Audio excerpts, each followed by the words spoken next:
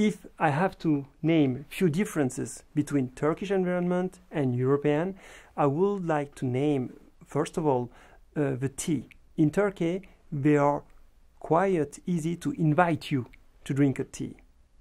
It's a moment in order to discover you and not just to drink a tea with a foreigner. Secondly, you need to invest emotionally.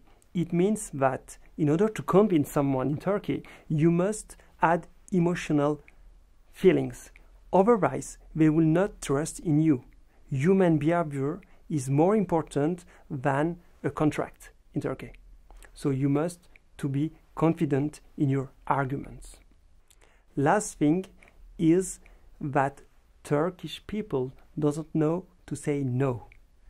So you can lose a lot of time in Turkey because each time they will tell you yes for a contract, yes for an appointment, but perhaps they are not interested in.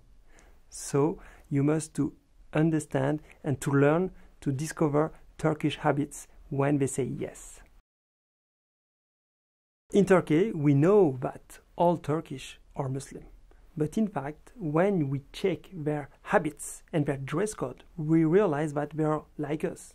But in fact, according to the behavior of your contact, you will realize that perhaps they practice strictly their religion or not.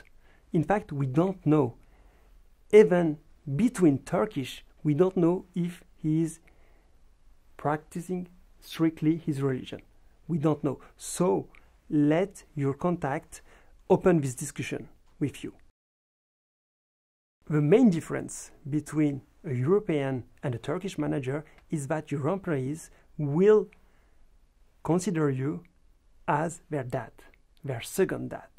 It means that a good manager in Turkey must be strict in his behavior. He must be like a father. He will give him some tips. He will listen his employees. So you mustn't limit your connection, your discussions with your employees just on working area.